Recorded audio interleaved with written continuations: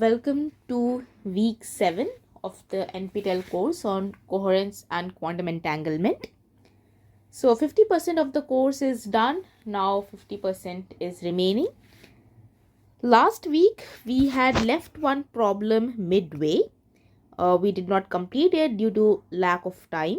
So before progressing with this week, let us just go over the problem from last week.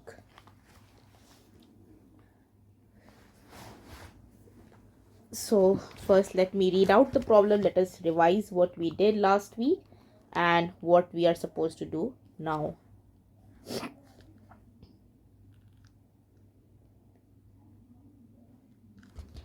So the problem says, consider two separate and uncorrelated lasers.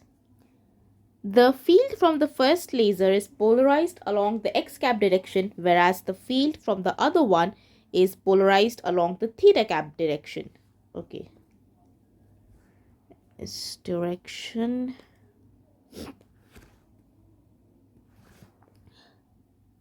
The two laser fields are mixed at a beam splitter in equal proportion.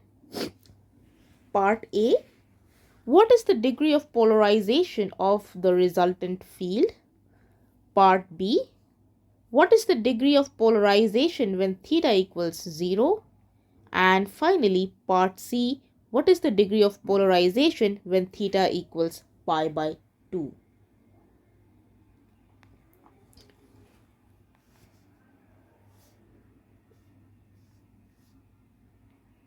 So just read the question and then we will proceed.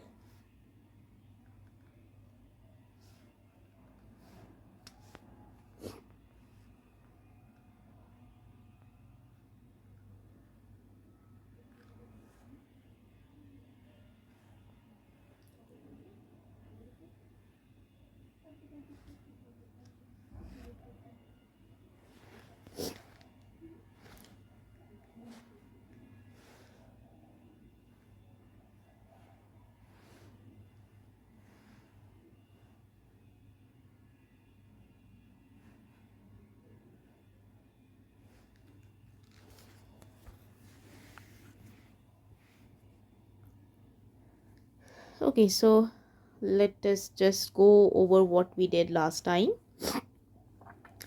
So here I have just drawn the r cap and theta cap directions in this coordinate over here. So clearly theta cap is minus sine theta x cap plus cos theta y cap. And this is purple line denotes the beam splitter. We have laser 1 in red and laser 2 in pink. And then they both mix over here to get the resultant field. And 1 over root 2 is for equal proportion of splitting.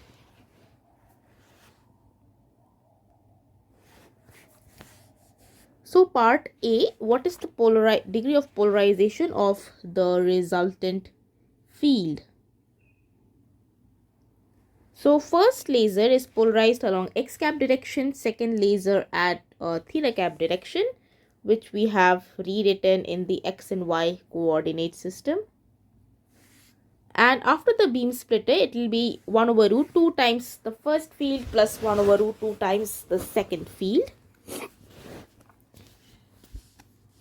And here is the polarization matrix.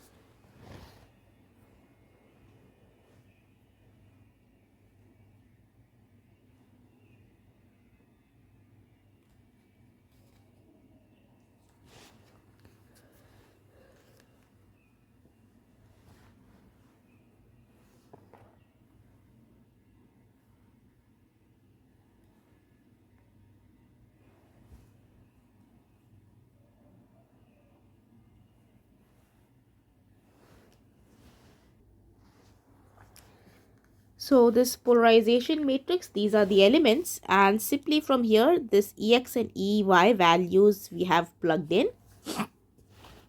And for normalization, E star E is 1. And just we are simplifying.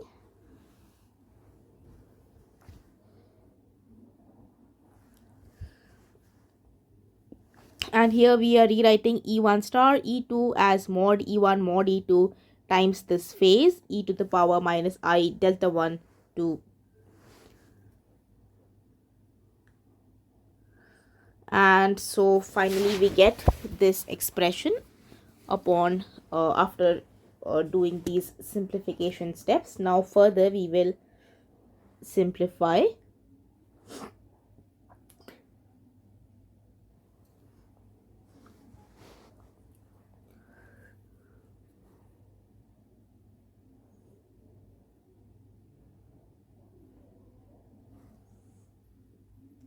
Oh sorry, I need to change the color of my pen.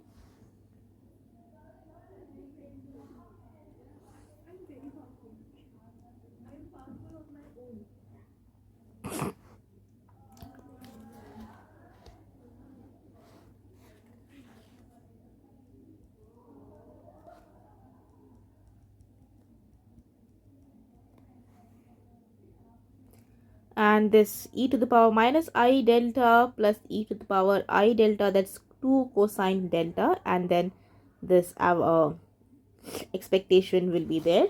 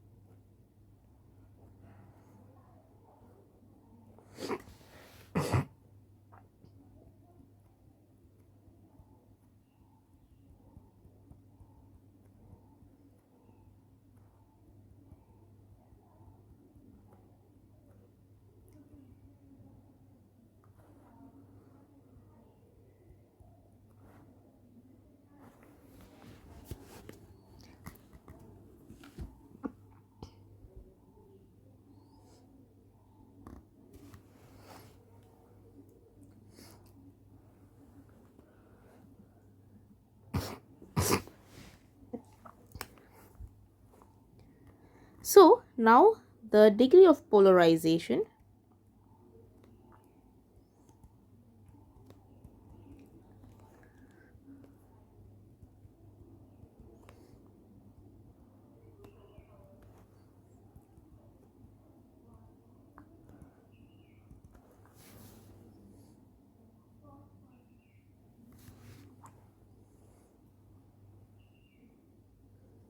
that is given as follows.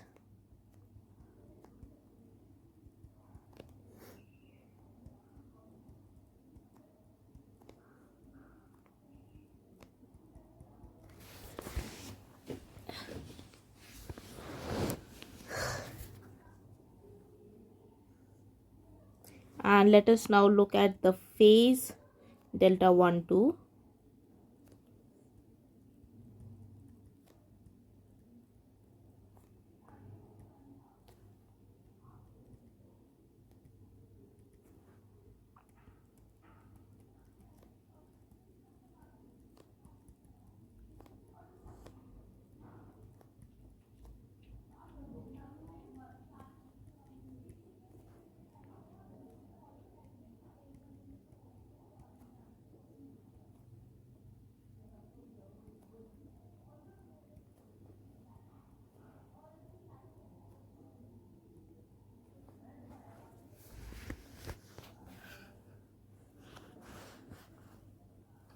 Now here I have taken T1 equals T and T2 equals T plus delta T.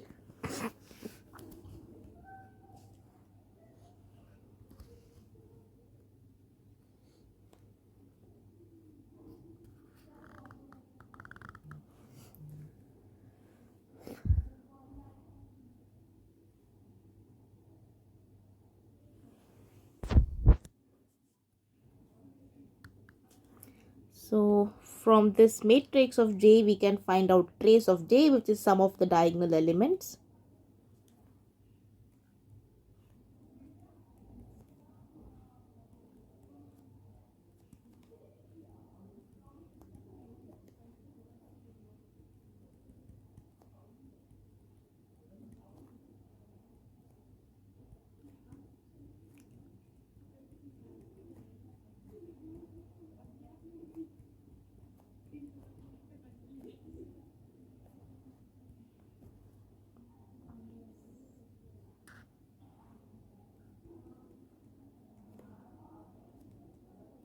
Now let us look at this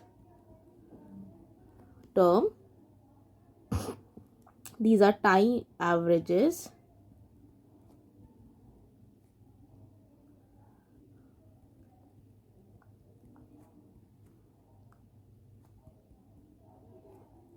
And this time averaging is done over a cycle.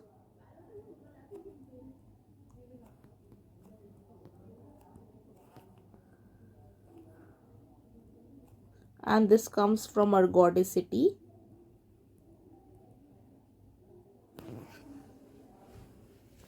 That we can replace this with time averages. That's the ergodic condition.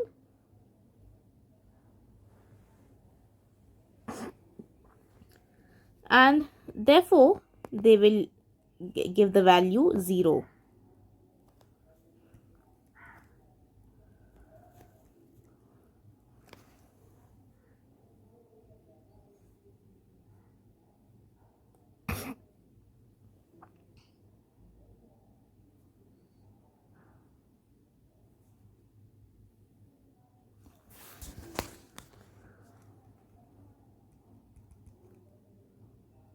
Why? Because integral of sinusoidal functions over a time period is 0.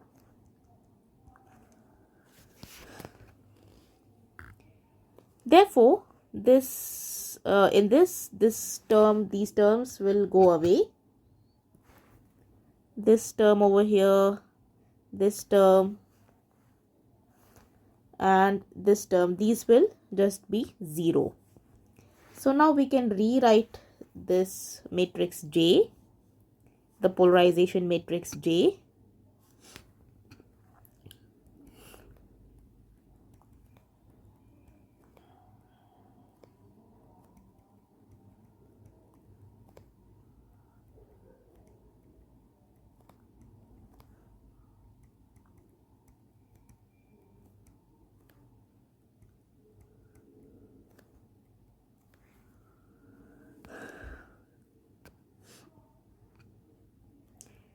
And now we can see trace J.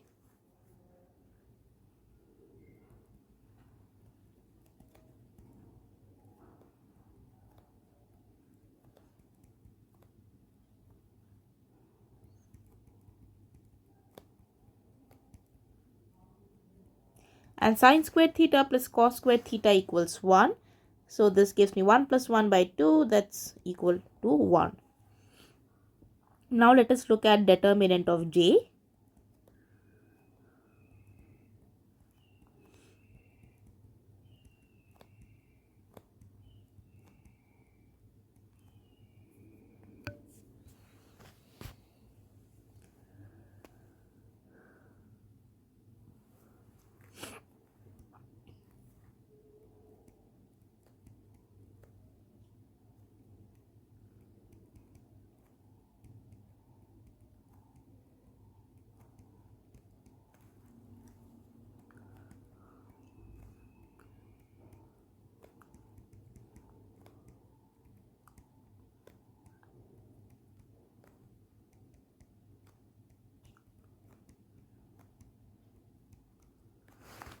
So these two terms cancel out. This gives me 1 by 4 cos squared theta. So we can then write the degree of polarization.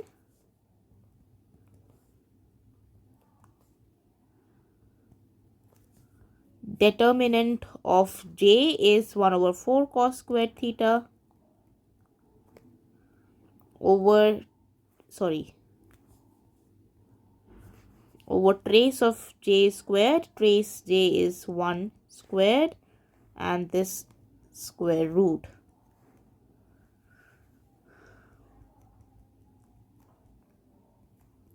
And 1 minus cos squared theta is sine squared theta. So this gives me simply sine theta. So the degree of polarization is sine theta.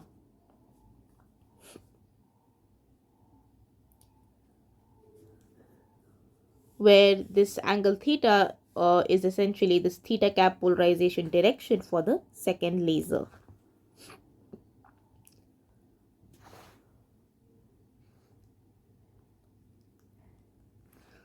So theta is essentially the angle between the polarizations for laser 1 and laser 2.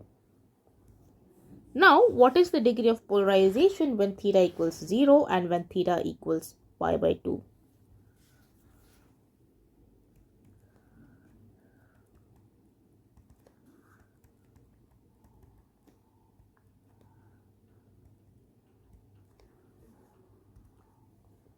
And this is actually clear.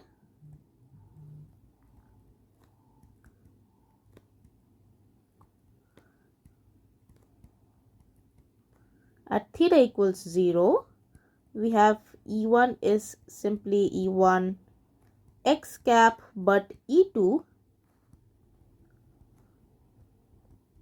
is E2 y cap. Why? Let us see. So E2 is E2 and minus sine theta x cap plus cos theta y cap. So theta equals 0, sine theta is 0, cos theta equals 1. So E2 is now polarized along y direction, and two perpendicularly polarized fields cannot produce interference pattern.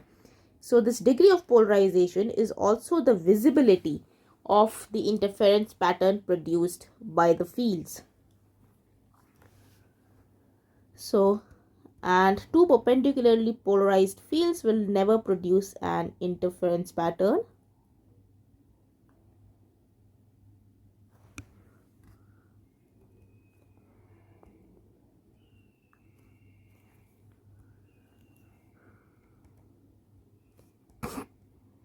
That's why the visibility is 0, and that's why the degree of polarization is 0.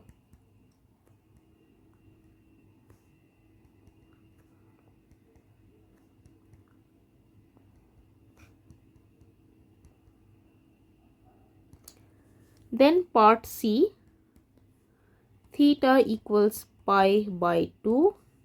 In this case,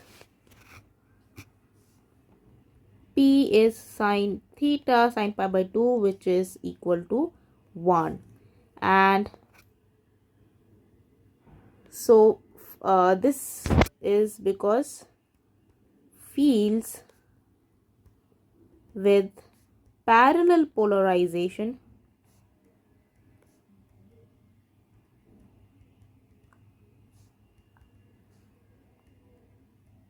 interfere with the greatest degree.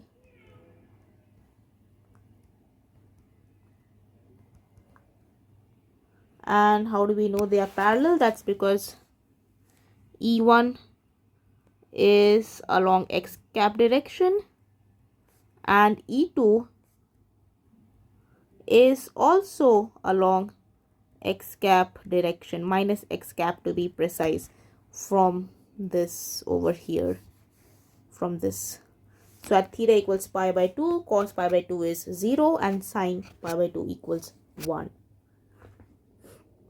So that's what. At theta equals 0, the degree of polarization is 0. And at theta equals pi by 2, the degree of polarization is equal to 1. So this completes the question from last week. We did not complete it last time due to lack of time. And this time we have completed it. Now we can proceed to the questions for this particular week, that is week 7 assignment problems. Okay, so let me switch over now to week 7.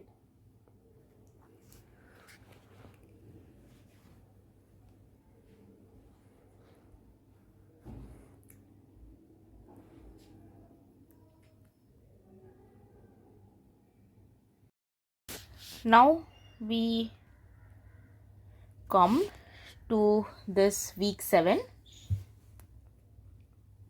The questions for week 7, I just now solved one question from the previous week which was remaining, which we could not solve last time due to lack of time. And now we finally move into the questions for week 7.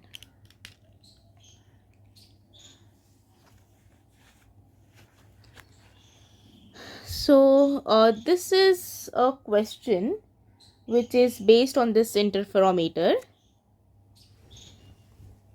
this Michelson interferometer.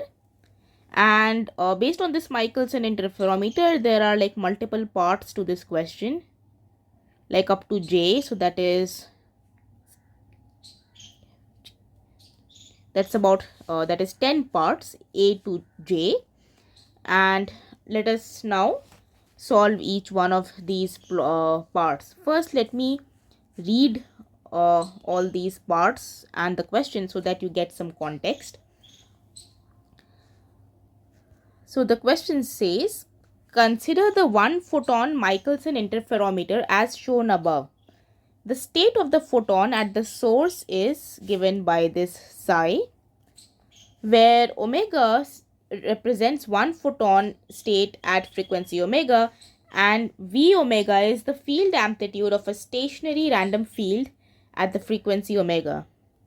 Now we need to show that the probability of detecting a photon at this detector dA over here is given by this particular expression, where these k1 and k2 are constants and t1 and t2 are travel times of photon in the two alternative paths. So t1 for path 1 and t2 for path 2. So what happens is this photon comes, then it encounters this beam splitter, so it can either get reflected or transmitted. So if it gets reflected, it encounters this mirror and comes back, taking time t1. And if it is transmitted, it encounters the second mirror and comes back in time t2. And both these paths combine at the detector dA. Then use the next part, use the representation of this electric field as given as follows. And then we need to show that, so this is for E plus, then we need to show for E minus. Next part is, since the field is stationary, we can write V star omega, V omega prime, the expectation of that, as S omega, the spectral content, times delta omega minus omega prime, where S omega is the spectral density of the field. And then using this relation, we can then find out the expectation for this E minus t minus t1, E plus t minus t2. And then we can assume that the field is quasi-monochromatic and has a mean frequency omega naught, and then we can simplify this expectation of E minus t1, E plus t2 into this particular form, where we will take S naught omega equals S naught omega plus omega naught. Then next part is to derive the 1 photon interference law in this particular form. And part F says that the above expression is the same as that we get in the classical treatment. And then we have to discuss the differences in the two treatments. Describe the situations in which the classical treatment would be inadequate. Part G says, take S omega equals this particular expression, where delta omega is the standard deviation of S omega, which means the frequency width of the field. And then we have to find the gamma function, the degree of coherence function. And then we have to show that the coherence time is the standard deviation of gamma, which is 1 over delta omega.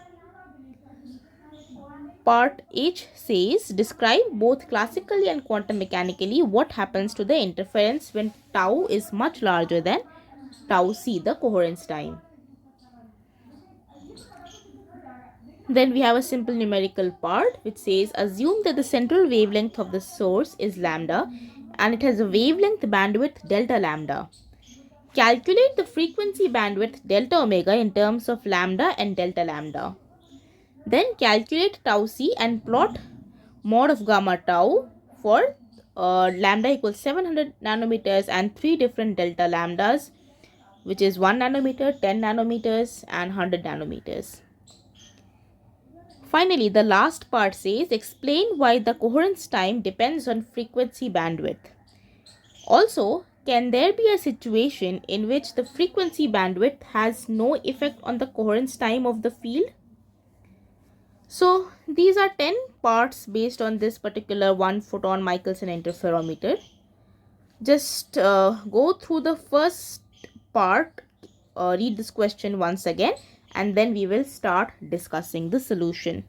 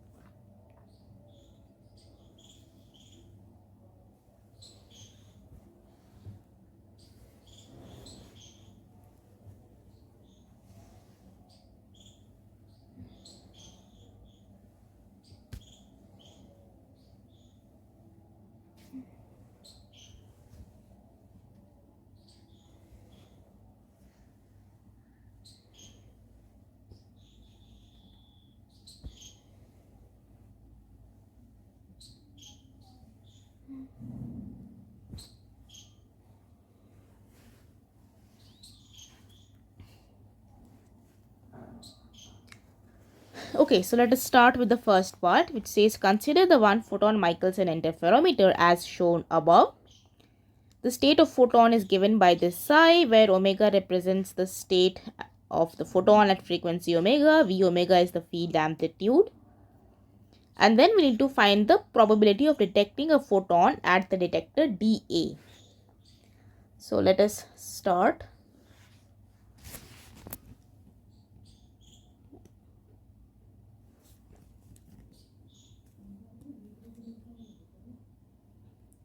With part A.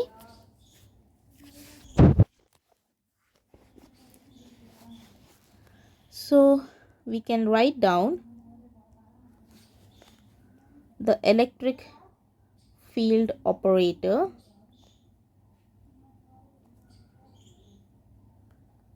at the detector.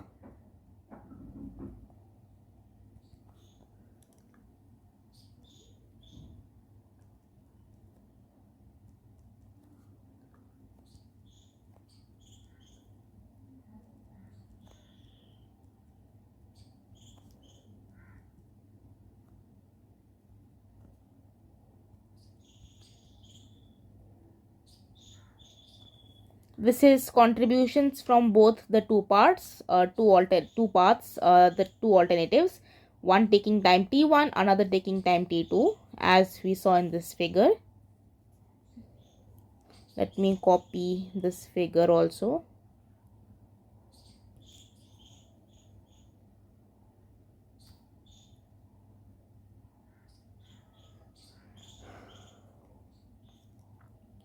And similarly, we can write down for E minus.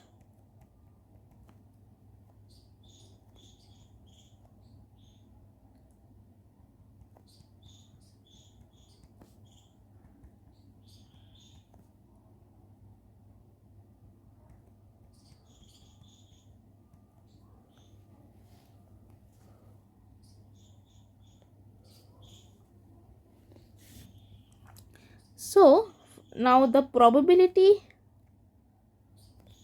is what we need to find.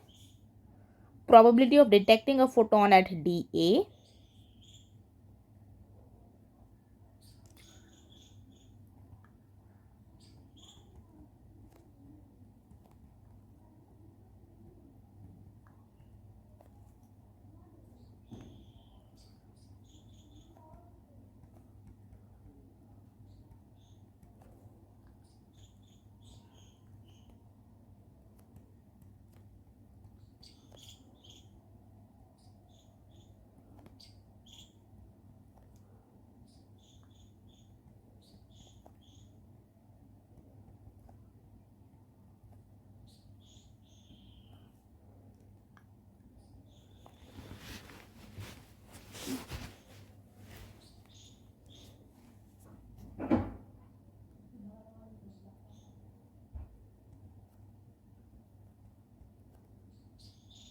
Now let us just plug in these expressions.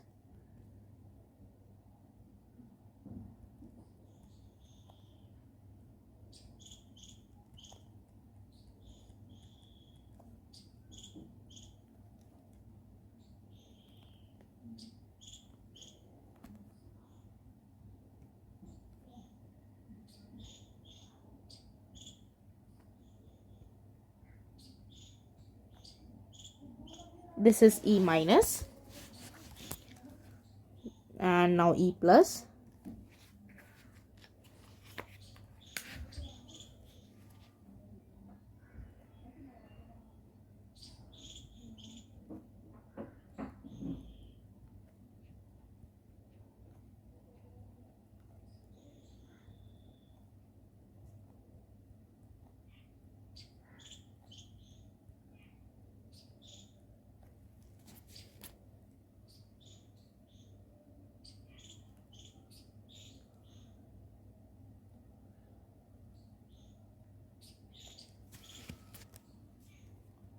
And now we can multiply these terms inside the brackets and open up the brackets. So k1 star k1 gives mod k1 squared, and then we have the following.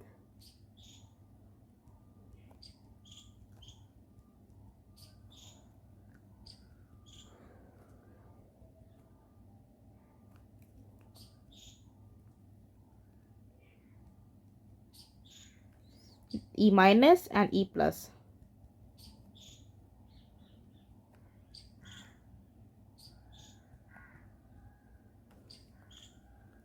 Similarly, we will have this k2 star k2 giving mod k2 squared.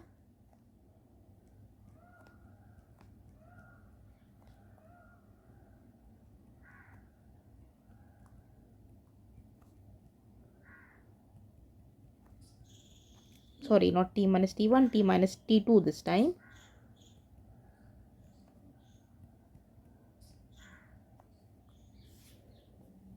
And then we will have the cross terms k1 star k2 .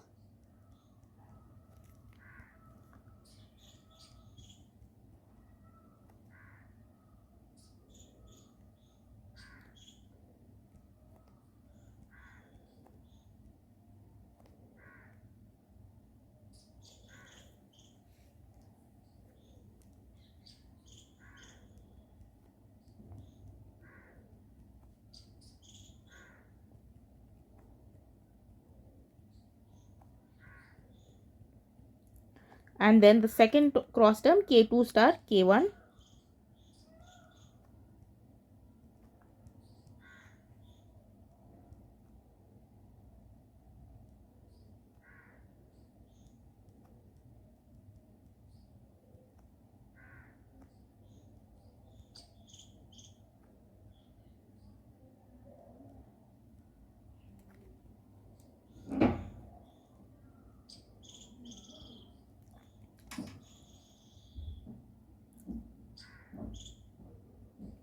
I need some space. Let me shift this little bit here.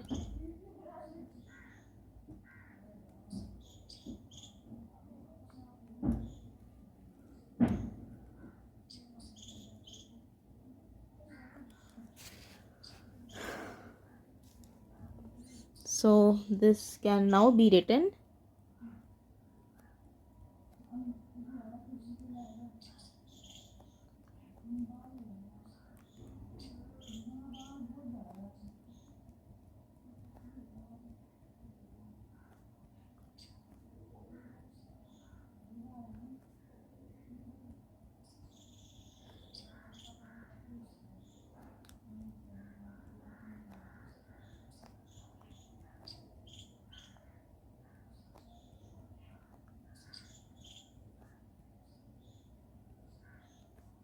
sorry, not t1, t2.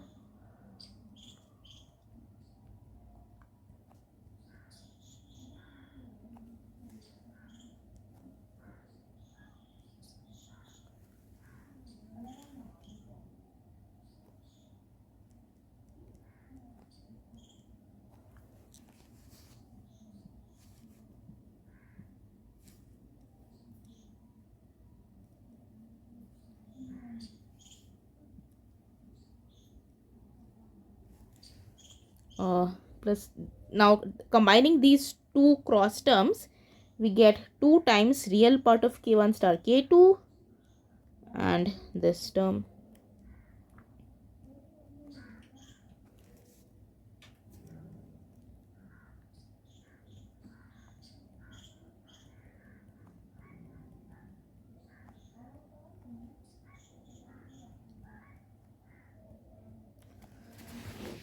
And this is because we have z plus z star is actually equals to 2 times the real part of z, and you can see this. If z is a plus ib, real plus imaginary part, then z star is a minus ib, and you can see when you add z plus z star, you get 2 times a, which is 2 times the real part of z. So that's how I get this, adding k1 star k2 this term plus k2 star k1 this term, and this ensemble average is the term is the same.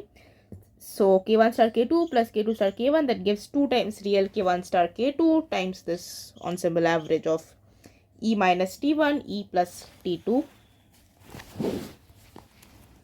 So this is the probability of detecting at the detector dA.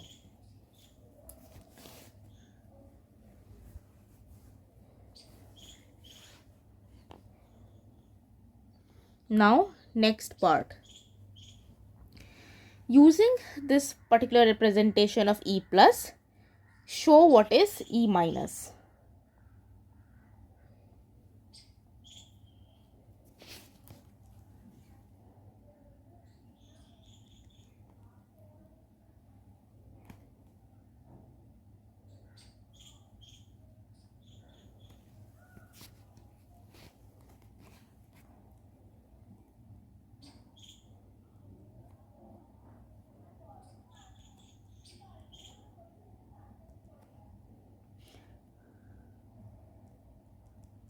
So at this E minus is actually electric field operator for the negative part of frequency.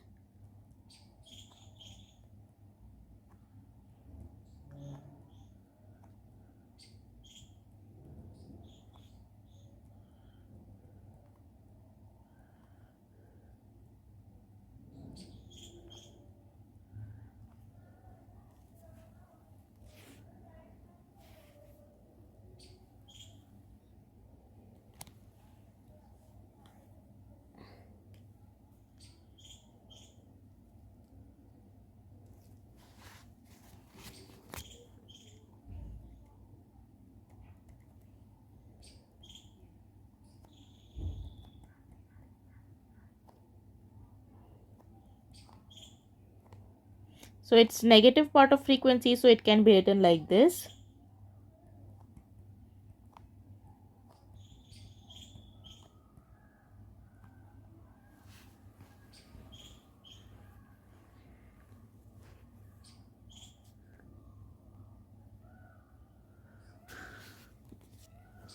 That's because we are already given this. Let me copy.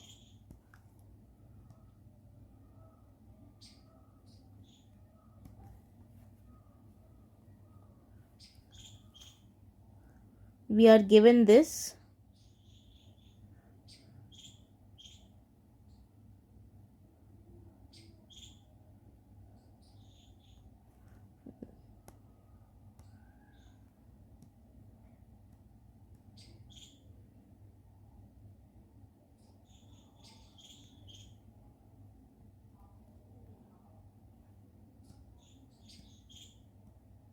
So this is positive part of frequency.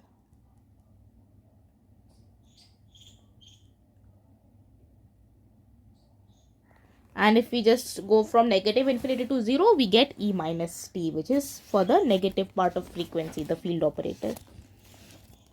Now in this, what we can do is we can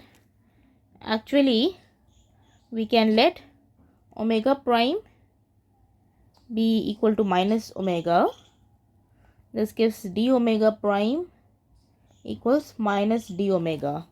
Now under this condition, my E minus operator becomes the following.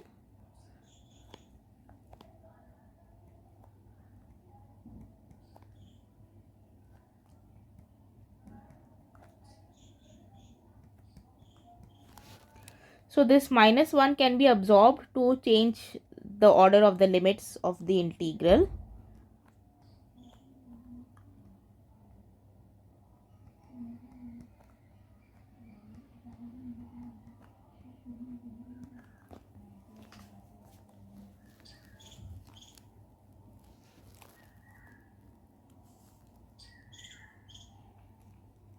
Now, we also know that the electric field operator is Hermitian.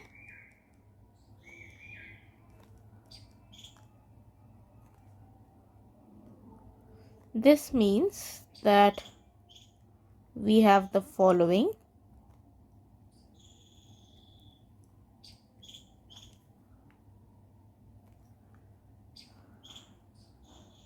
That is A minus omega prime is A dagger omega prime. For Hermitian operators, this is the identity.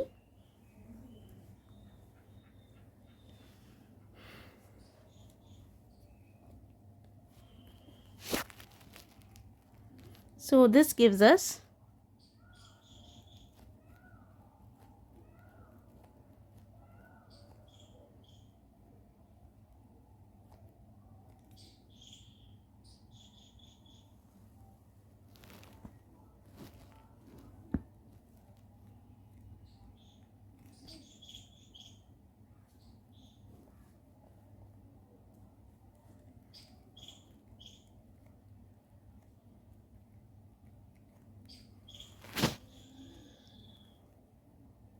from here to here we have just plugged in this and then replaced omega prime with omega, because inside the definite integral the variable can be anything.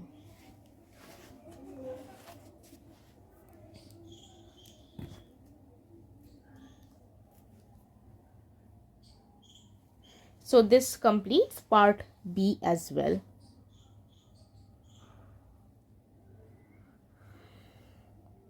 Let us look at part C. Since the field is stationary, we can write the expectation for V star omega V omega prime as S omega delta omega minus omega prime, and using this we have to solve for this ensemble average of E minus T1 E plus P2.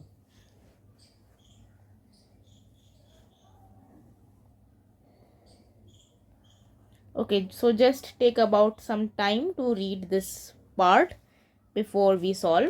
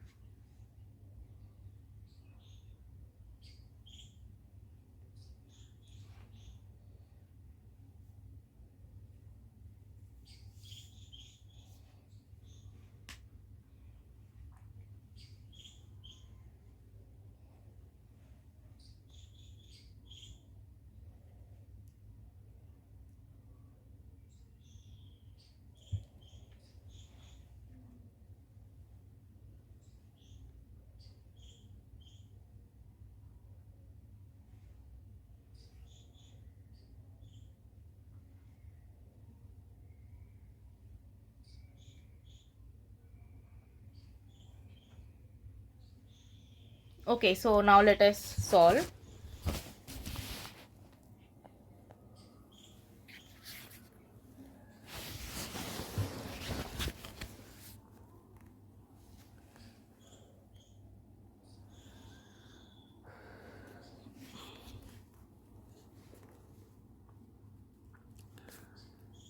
So we need to find out this entire expression.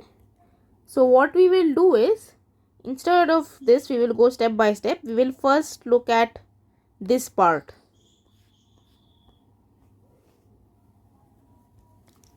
So first let us consider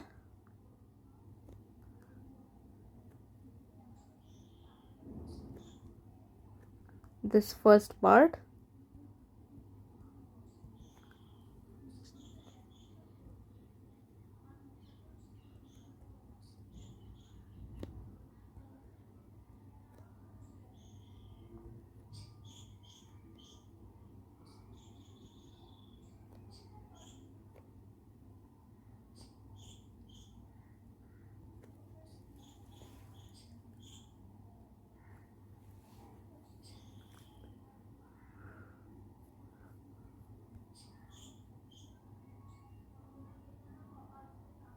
This comes from here first, this,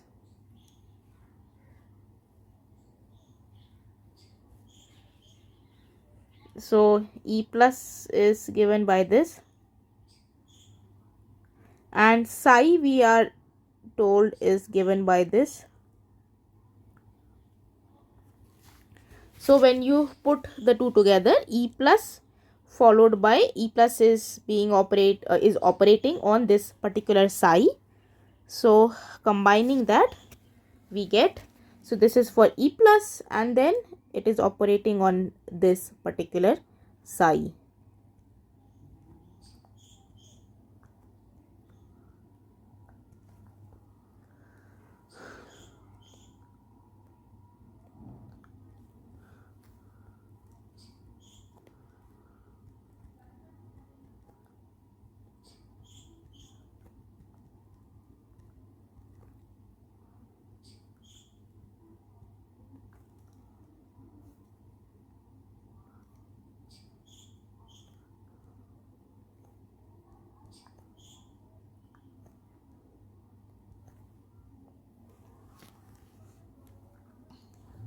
Also,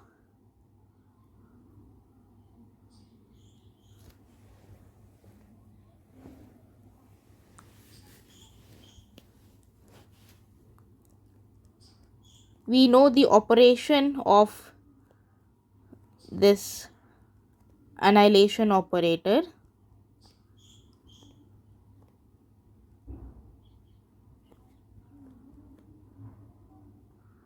So it will destroy this state and give a vacuum state.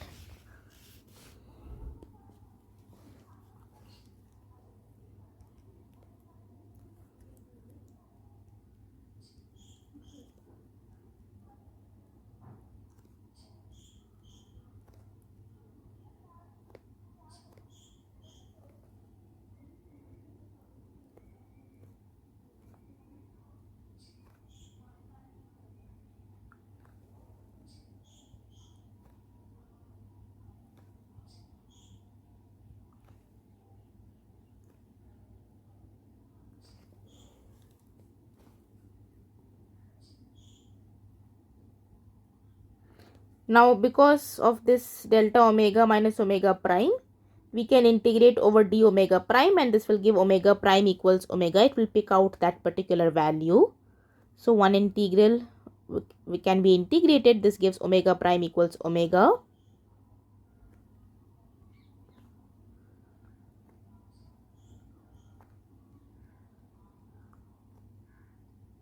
And we are left with this d omega integral. Now to this we can apply the second half, which is the E minus operator. Now we can apply this operator as well.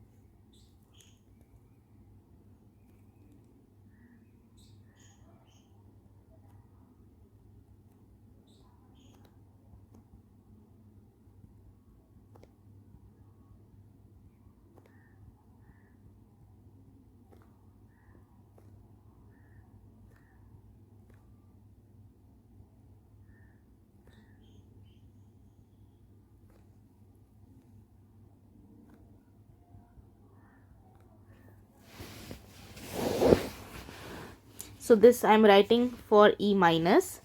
E minus we just derived over here from part B.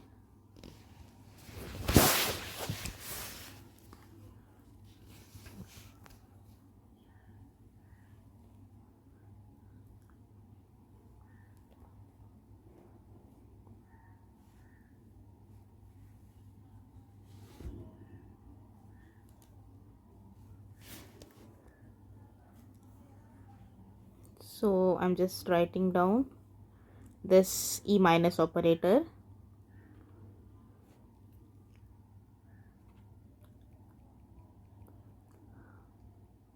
And then now this result of E plus on psi.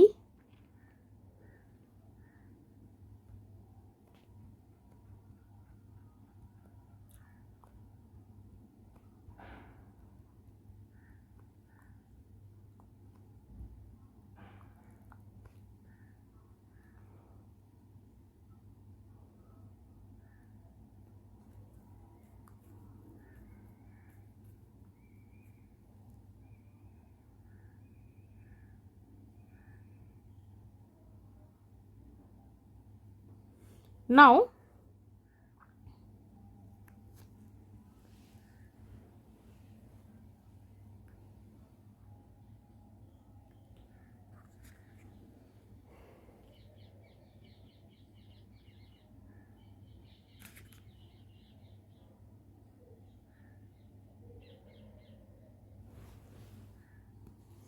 to get this we can make use of something similar as this. So the creation operator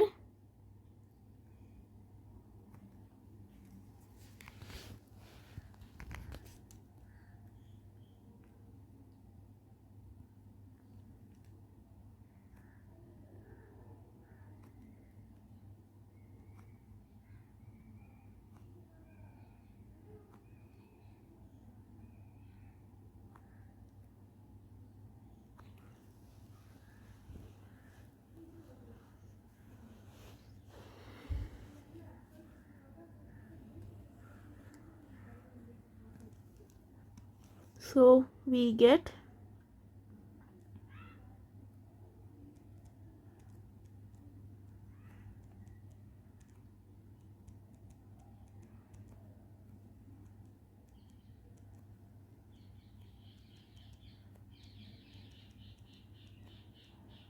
the following.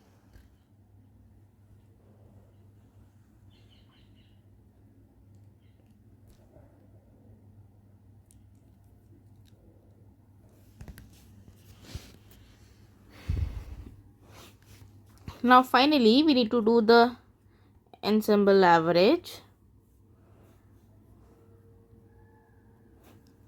So but first we will take the product with psi, dot product of this with psi.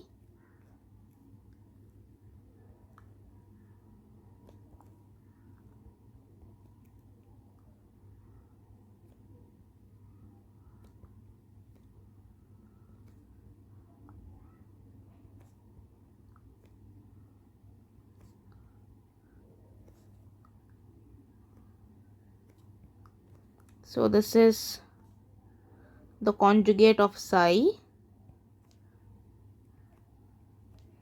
the bra psi, and then the remaining part E minus E plus psi.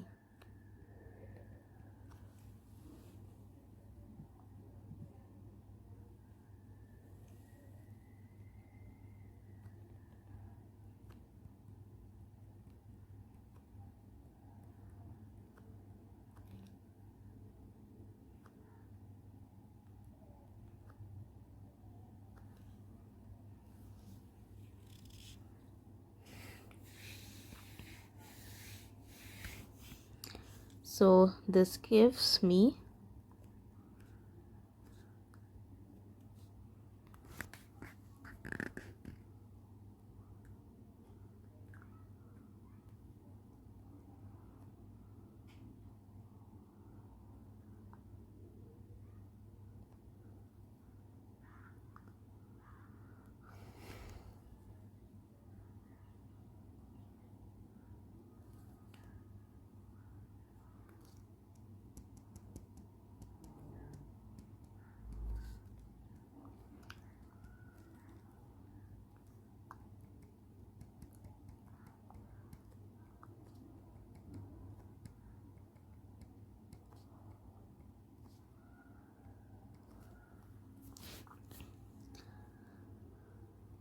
Now we are given for stationary fields the expectation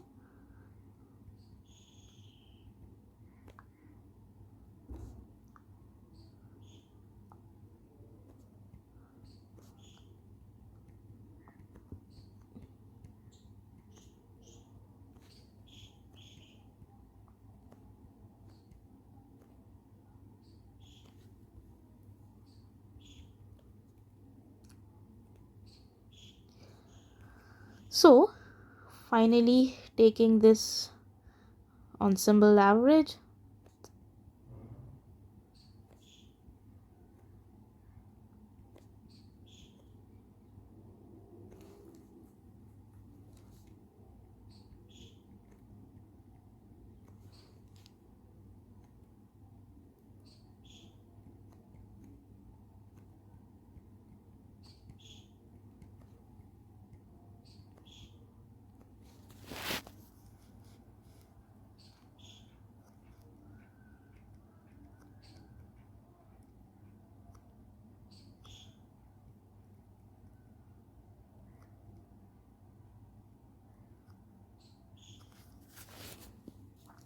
now this term we know what it is from what it is given because of stationarity.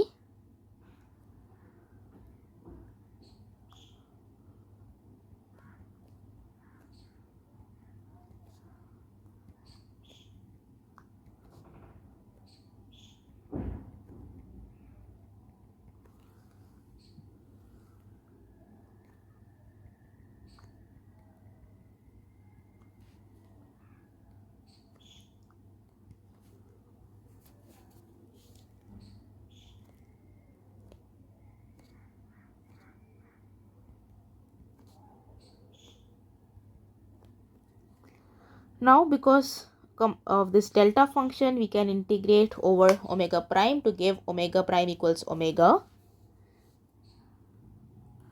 and then we can combine these terms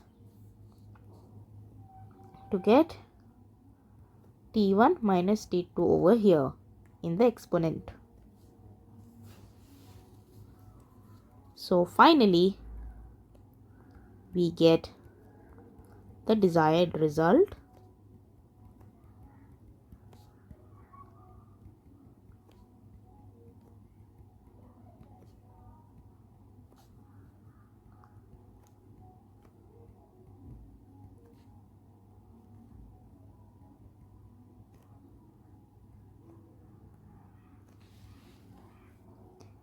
where tau is t1 minus t2. This completes part C.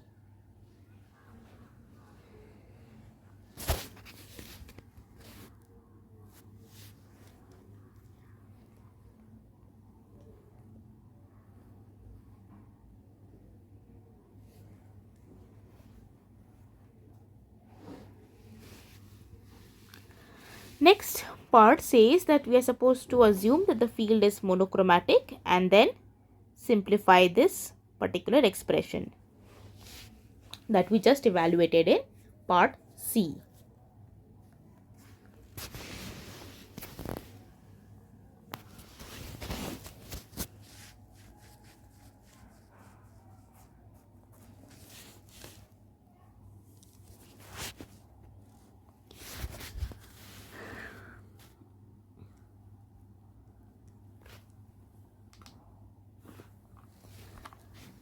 So part D,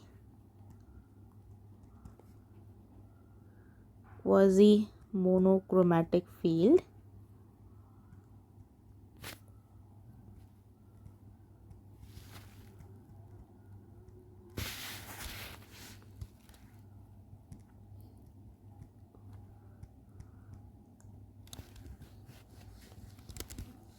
So let us put omega equals omega prime plus omega naught.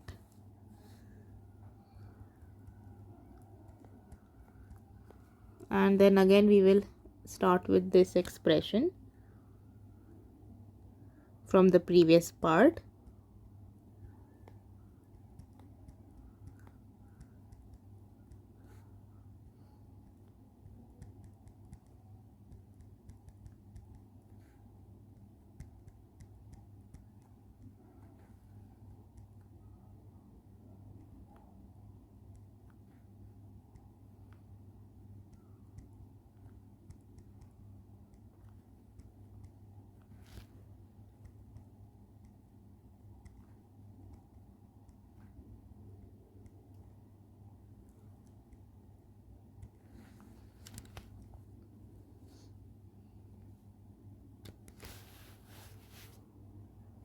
So I just replaced this omega with omega prime plus omega naught.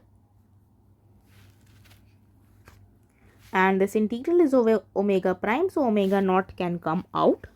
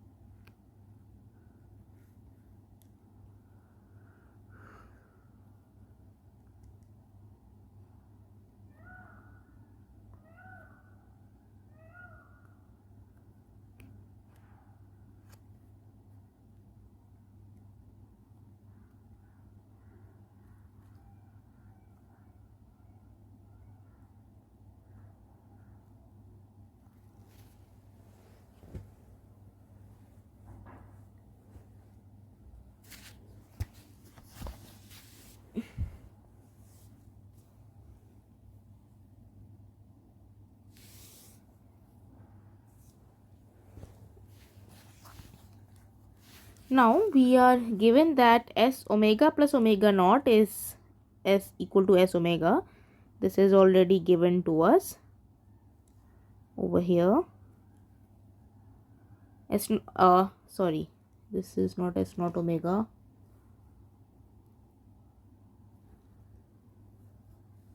This should be s omega naught.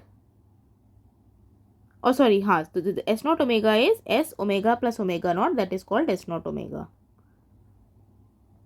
So this thing over here is s naught omega.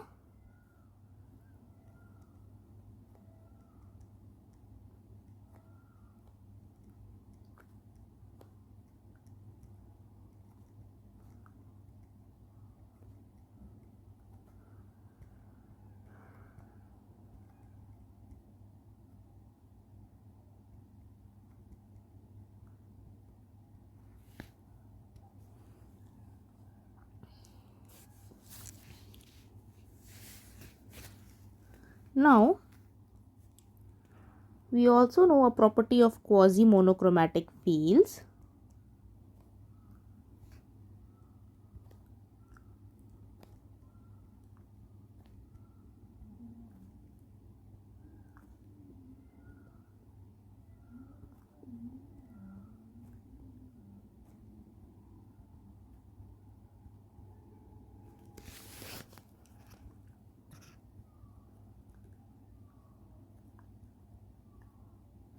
The contribution comes from values which are close to omega naught.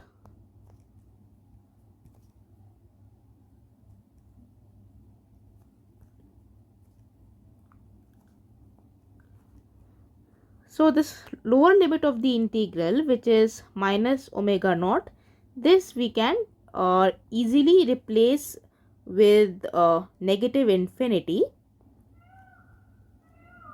without any significant error.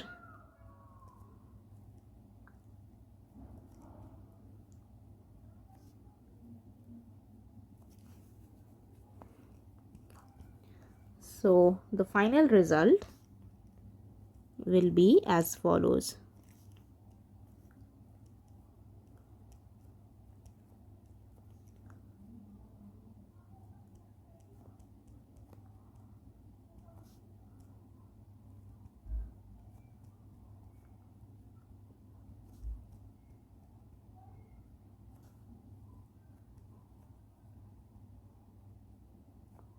Which is exactly what we wanted to derive. So this completes part D.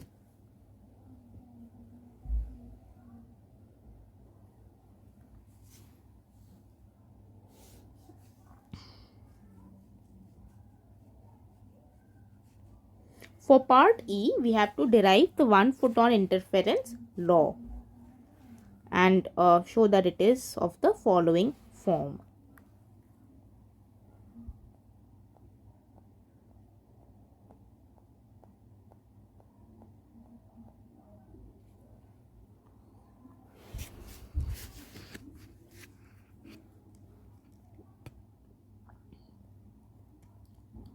So from the above part we can take the result.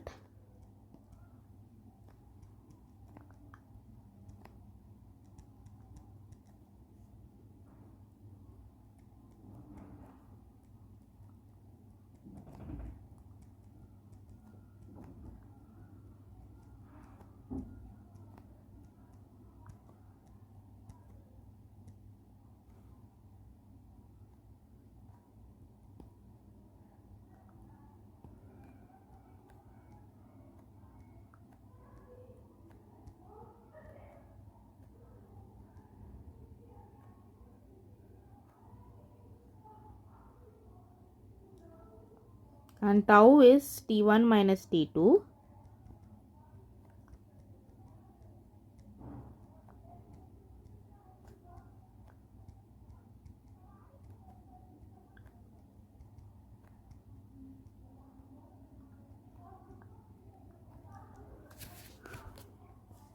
Now we can consider two cases.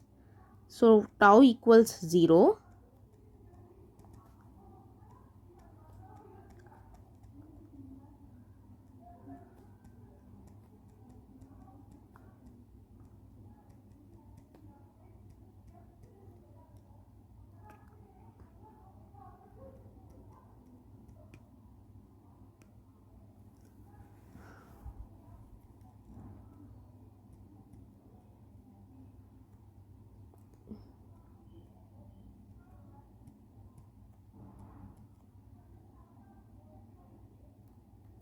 Tau equals to 0 means T1 minus T2 equals to 0. So T1 is equal to T2.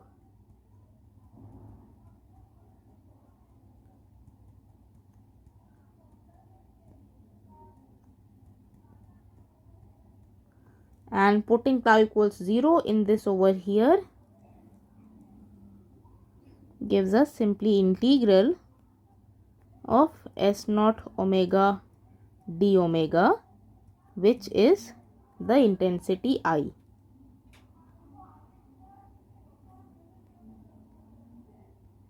This is what we are given over here, intensity I.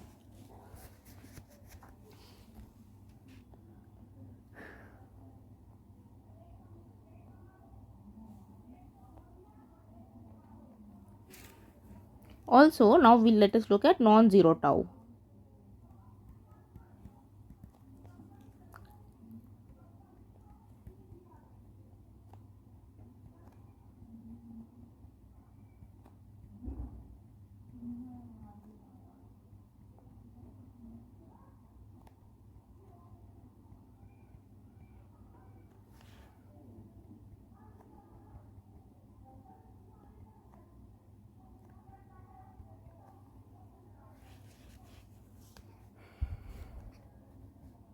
This is what we get.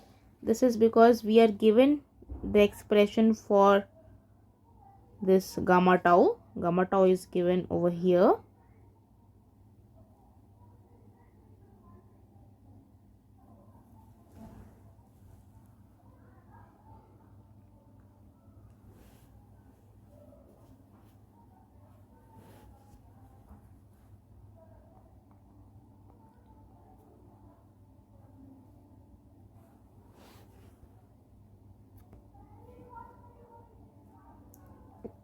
So this term over here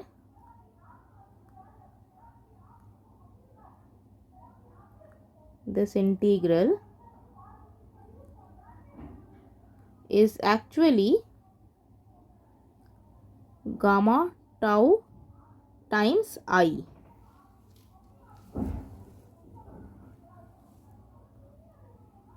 Because gamma tau is this integral divided by this S naught omega d omega integral, and this S naught omega d omega integral is equal to I.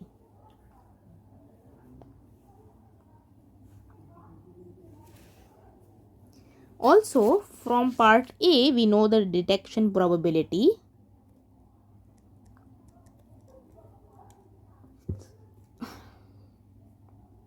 Let me copy.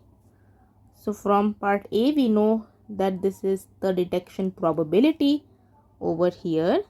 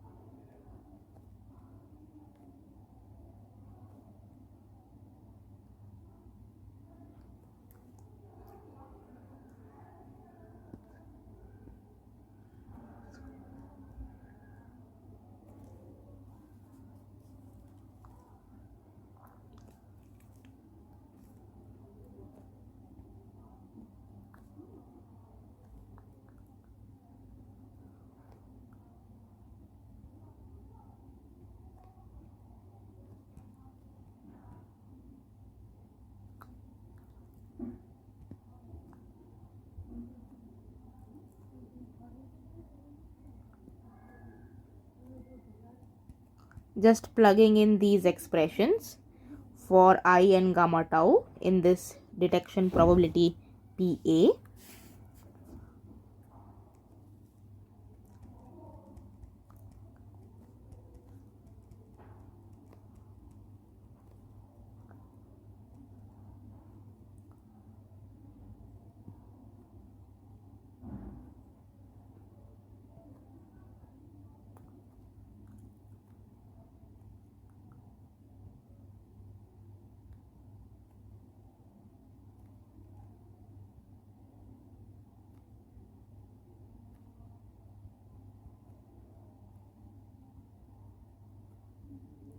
And this I am writing because of the following. We can write any complex quantity as its magnitude times the phase.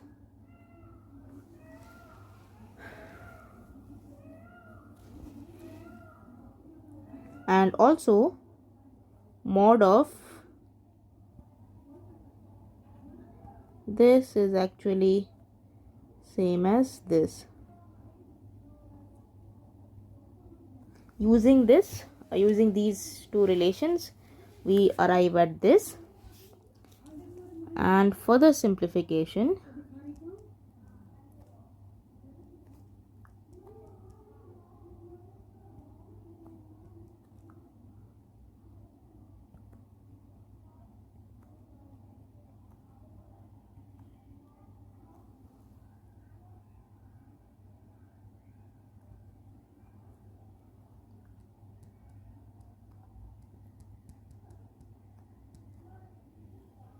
where this phi is nothing but phi k1 star k2 plus phi gamma. And why this? Because real part of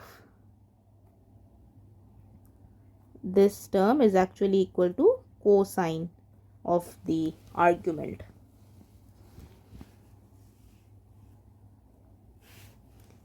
So this is the final expression.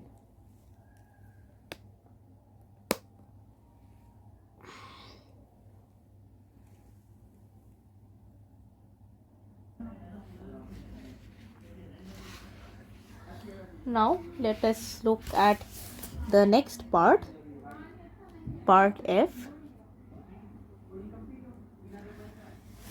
So part F says the above expression is the same as that we get in the classical treatment. Discuss what are the differences in the two treatments. Describe the situations in which the classical treatment would be inadequate.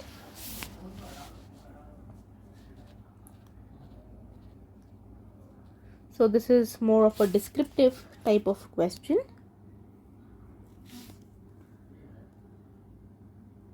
Part F. So when we look at classical interference, it is in the sense of division of amplitude of field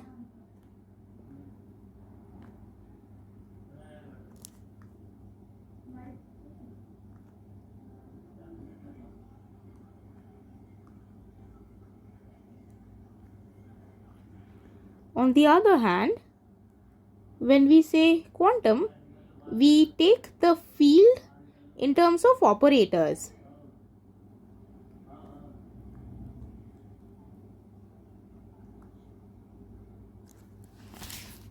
So you see that here we are writing electric field as operators, and the expression, let me just show you. Yeah, so this is the expression for the electric field operator. Over here, this over here is the expression for the electric field operator. This is the expression for electric field operator. This is the expression for electric field operator. So in quantum theory, we use electric fields in the form of operators, whereas in classical, we treat them as waves, and then the division of amplitude happens for those waves, and then we treat their interference. So if I were to write it, so classical, we let's say take the resultant E at the detector, that would be field from path 1 and path 2, whereas in quantum we treat these fields as operators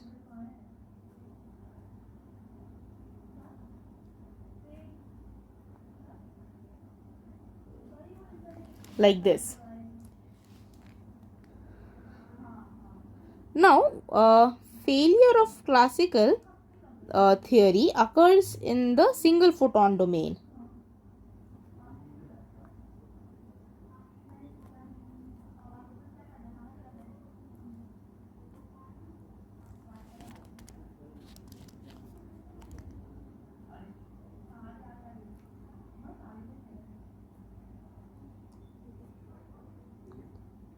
So there's no concept of single photon in classical theory.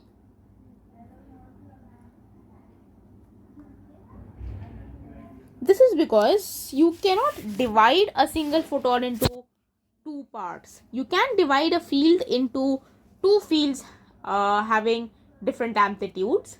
That's the division of amplitude. But you cannot divide a single photon into two separate photons. That's not possible. So the failure of classical picture occurs when we are in the single photon domain. Okay, so let us move ahead.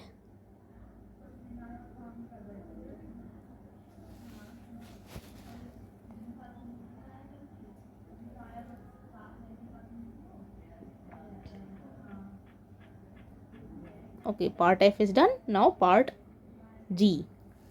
So we are given the spectral density function as omega as this. Here delta omega is the standard deviation of S omega, that is the frequency width of the field.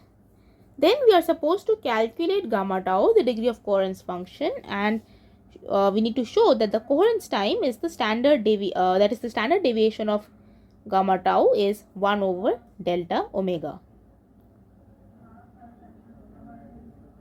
Let us now start.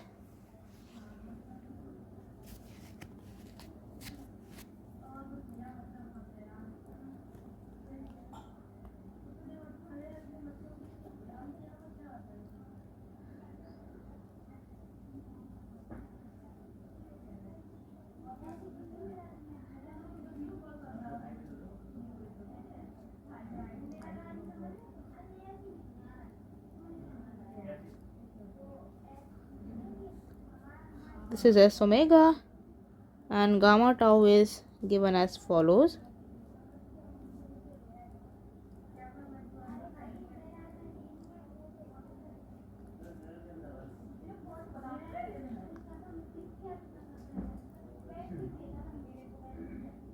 And this we were given in one of the parts, this definition. Yeah, here this definition for gamma, that is what we are using from part E.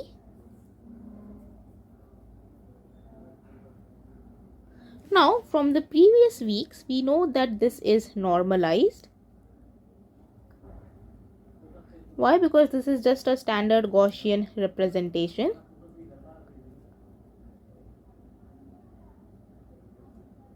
So normalized means that this particular integral is equal to 1.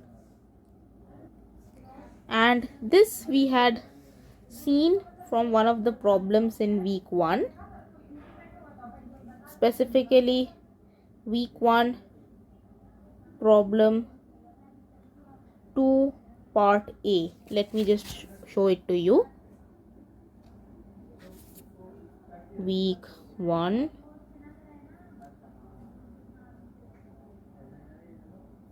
problem 2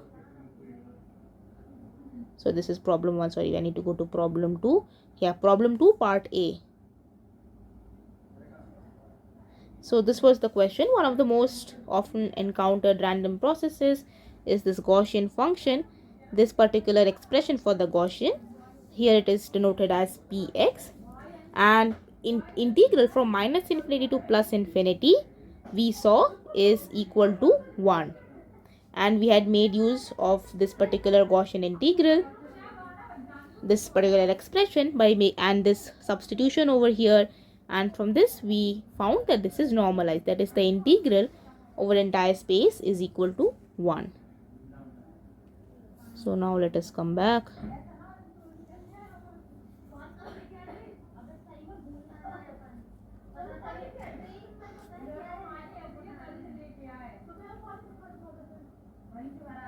So this is normalized, so this right here is equal to 1.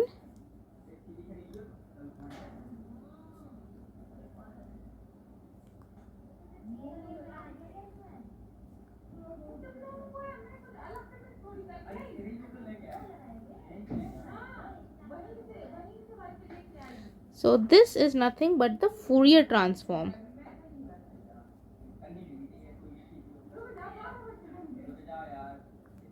Fourier transform of S omega, the spectral density function. And this again we had seen from one of the previous weeks. Comes out to be the following.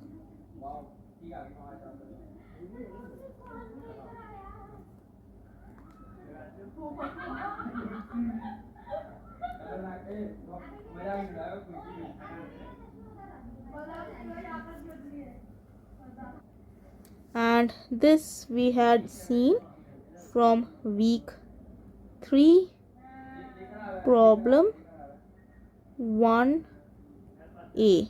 Let me again just go back and show it to you.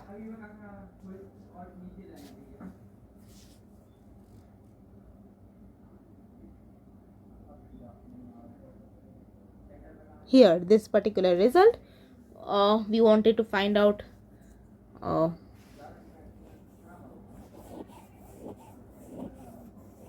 the cross correlation function from the spectral density function. So this expression over here, this is the Fourier transform of S omega, and we made use of some substitutions over here, some substitutions over here, and this Gaussian integral, and making use of these algebraic expressions we finally arrived at this particular result underlined in pink, and we are making use of this particular result.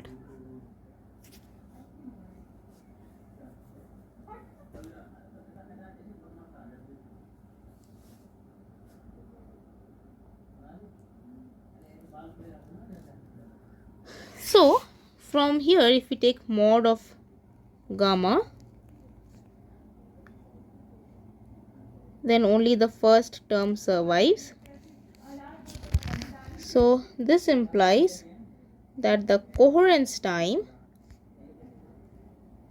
which is referred to as tau c, is equal to 1 over delta omega, which is the width,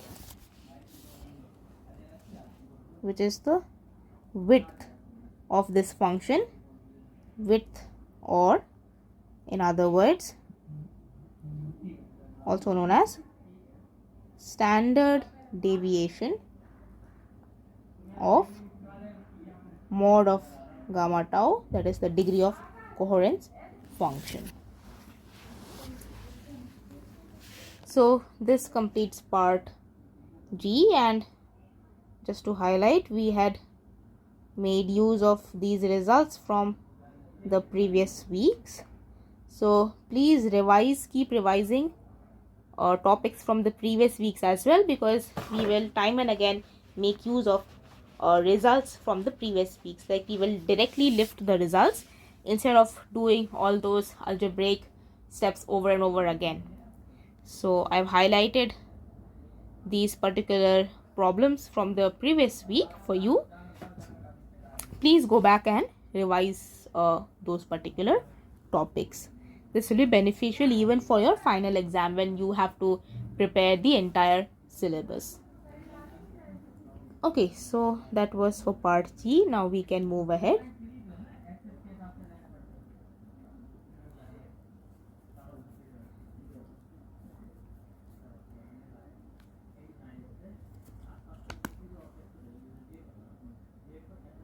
Part H. Again, this is a descriptive type of question. Describe both classically and quantum mechanically what happens to the interference when tau is much larger than tau c, the coherence time. So another descriptive type of question.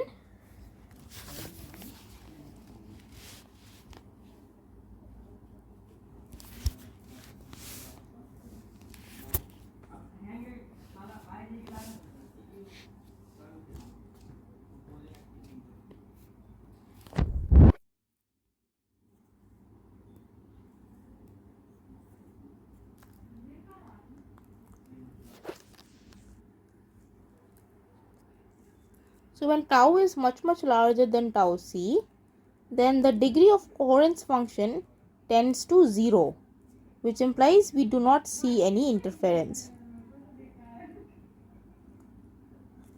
Why? Because if we look at this term over here, this detection probability at the detector,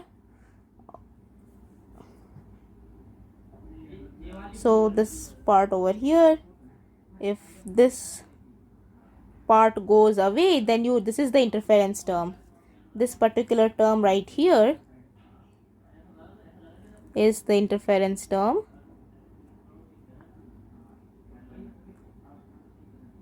and if gamma tau goes to 0, then the interference term goes to 0 and you are left with these constant intensity terms. So there is no interference for tau much larger than tau c, the coherence time.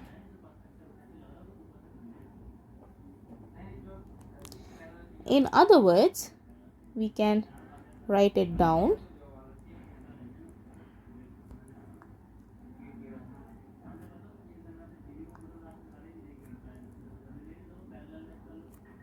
That losing interference for large values of tau would mean that the fields lose coherence.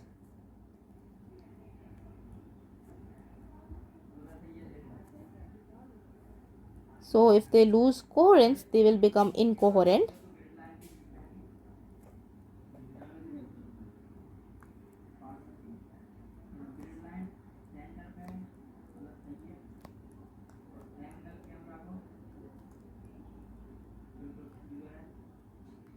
So this is the classical way of thinking,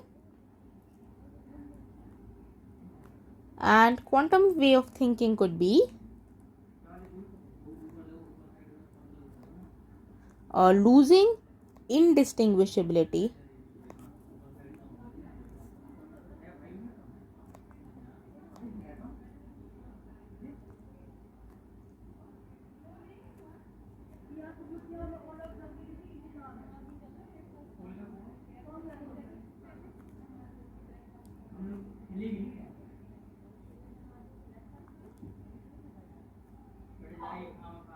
So this would be the quantum picture.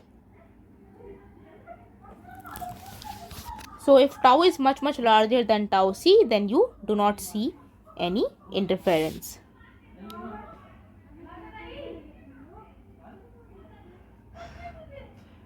Moving on to the next part.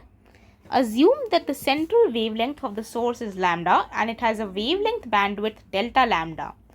Calculate the frequency bandwidth delta omega in terms of lambda and delta lambda. Calculate tau c and plot gamma tau for lambda equals 700 nanometers and delta lambda, 3 particular values for delta lambda, 1 nanometer, 10 nanometers and 100 nanometers.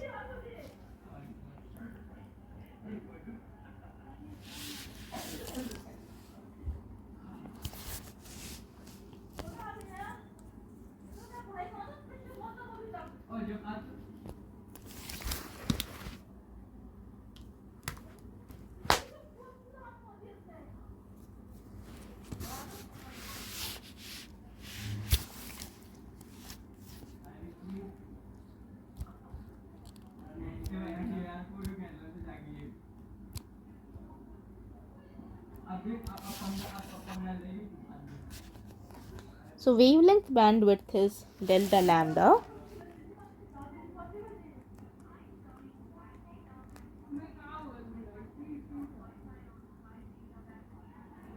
Frequency bandwidth is delta omega. And we know that omega is 2 pi nu, which is 2 pi c over lambda. So d omega is minus 2 pi c d lambda over lambda squared. So delta omega is then, which is the change in frequency, it is 2 pi c delta lambda over lambda squared. Now for lambda equals 700 nanometers,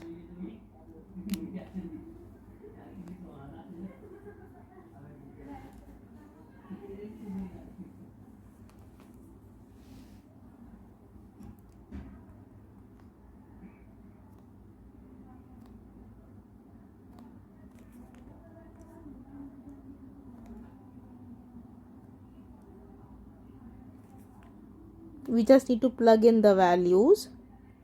So tau c is 1 over delta omega, and we are given the value of lambda and delta lambda. We just need to plug in and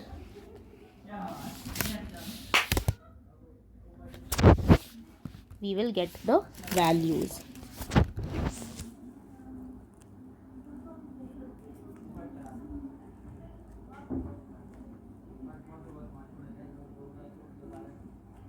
This is, and delta omega also, let me write down.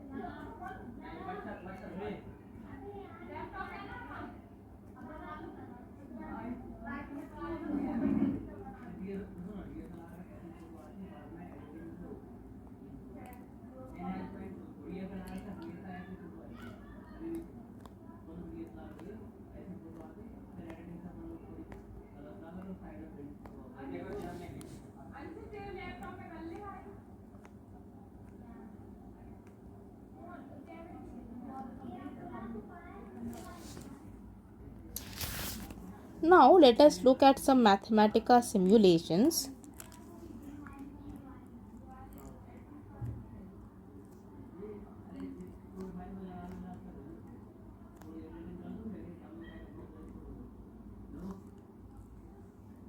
So these simulations will be basically plots of mod of gamma tau versus tau over tau c1. I am calling this as tau c1,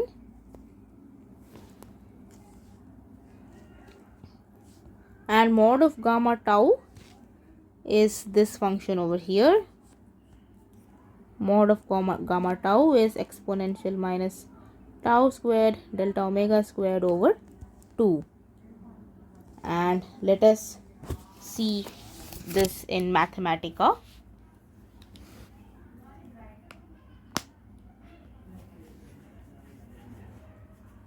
Let me open up my Mathematica.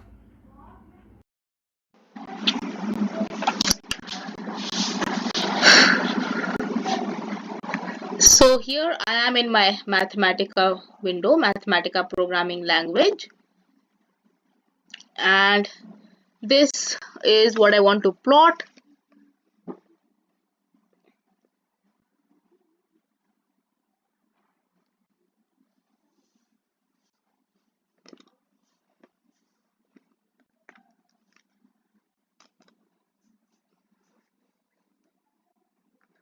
These three exponential functions corresponding to the 3 degrees of coherence functions, the mod of gamma tau, and each of the parts, they differed by an order of magnitude, that is by 10.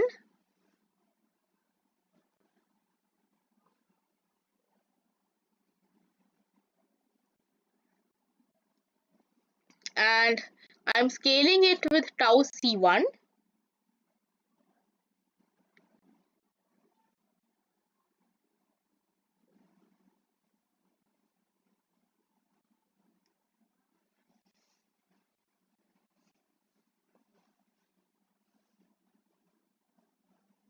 So let me first run this. So this green one is for tau c1, orange for tau c2, and blue for tau c3.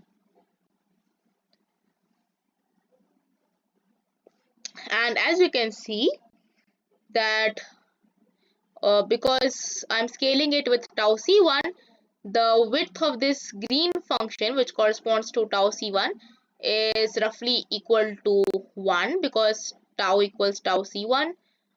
So the width is roughly equal to 1 because I have scaled it with tau c1, and then the width is smaller by a factor of 10 for tau c2, and it is smaller by a factor of 100 for tau c3, which is for blue, this blue curve over here.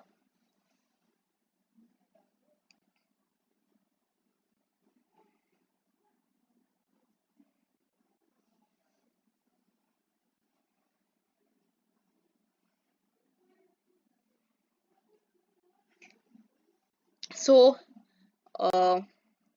for part 1, the width is the largest because tau c is the largest, that is the green curve, and for part 3, which is the blue curve, the width is the smallest because tau c is the smallest.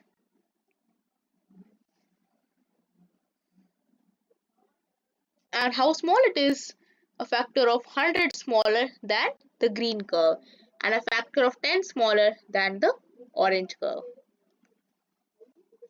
So this was just a comparison of the degree of coherence functions for these three parts, and how the widths are governed by this tau c parameter, the coherence time parameter. So larger the coherence time, broader will be the function.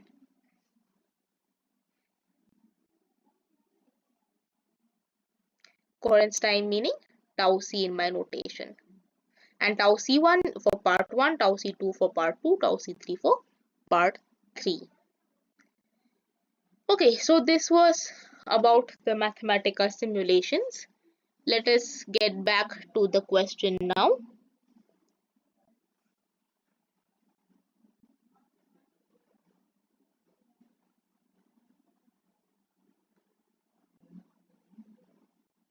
Okay, someone is asking why I have put these numbers in the numerator, because so this function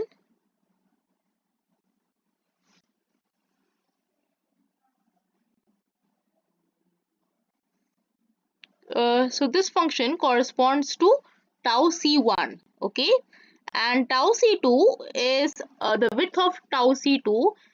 So tau c2 is a factor of 10 smaller than tau c1, so that's why this 10 in the numerator, because it's a factor of the width is smaller by factor of 10. So if this 10 is in the numerator, it is essentially basically x over 1 by 10. So x over 1 by 10, that is same as 10x. Similarly, tau c3 is 100 times smaller than tau c1. That means it should be x over 1 over 100. Now x over 1 over 100 makes it 100 into x. So that's why I have this, and I'm scaling it with tau c1. So it is, this x-axis is tau over tau c1. That's why the factors. So for tau c1, this factor is 1. For tau c2, it is a factor of 10 small, and for tau c3, it is a factor of 100 smaller. I hope this clarifies the doubt.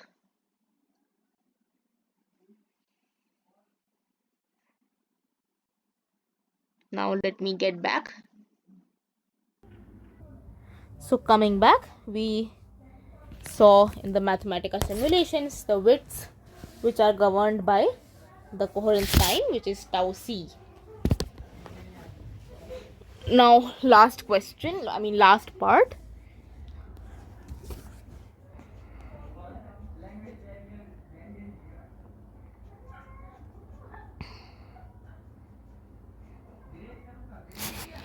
So part J, again a descriptive type question. Explain why the coherence time depends on frequency bandwidth. Also, can there be a situation in which the frequency bandwidth has no effect on the coherence time of the field? Okay, so let us now see this.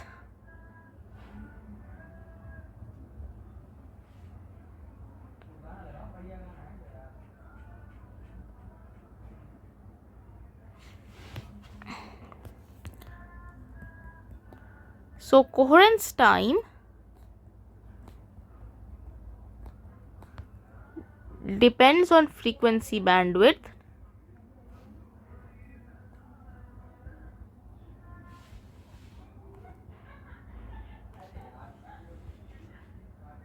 we saw this, we just derived this over here from this part over here.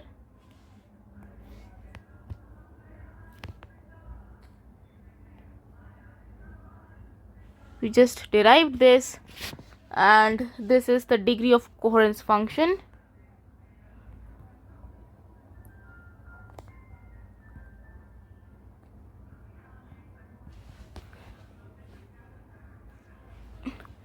And the width of this function will be tau c, the coherence time, and clearly the width of this Gaussian is 1 over delta omega, so tau c is 1 over delta omega, and it depends on the frequency bandwidth. Further, in any given field,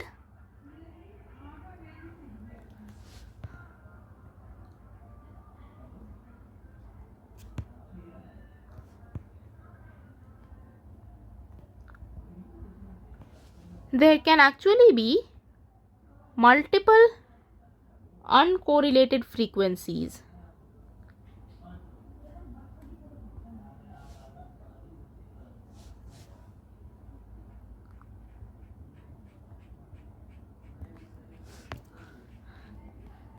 And as a result of this, we can actually see coherence only up to a certain range.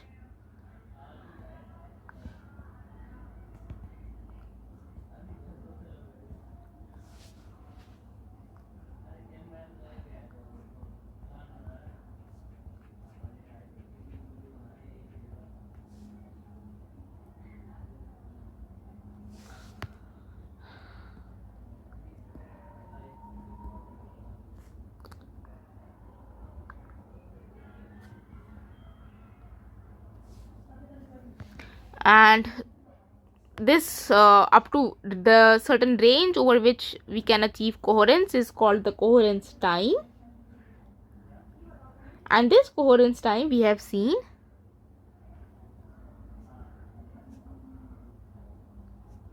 is governed by the frequency bandwidth.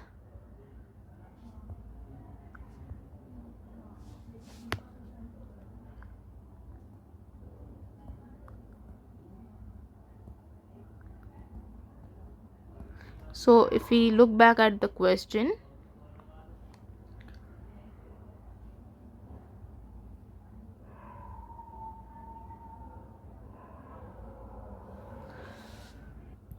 so we have looked at the first part of this part J, why the coherence time depends on the frequency bandwidth.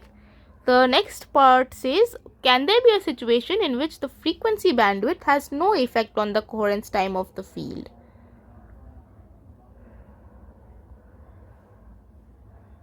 Now, such a thing can be possible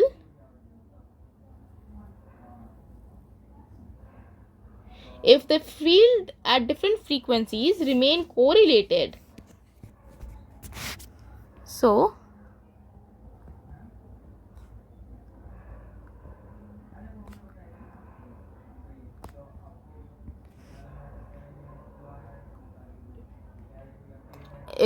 all the different frequency components remain correlated,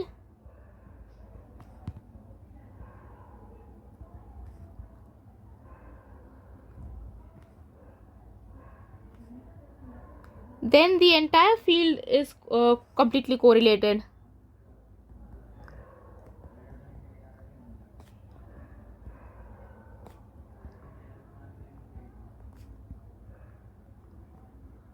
And in this situation, the frequency bandwidth has no effect.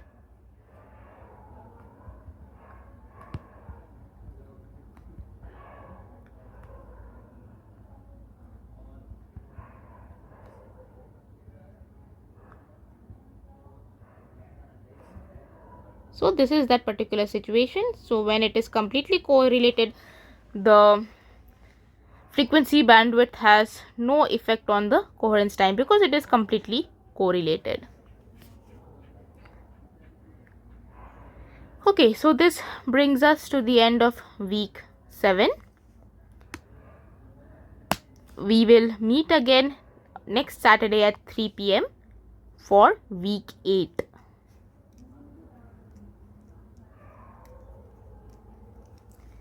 Okay, so bye everyone. See you next week. If there are some doubts, please feel free to ask. Otherwise, the class is over from my end. You may leave the Zoom meeting now.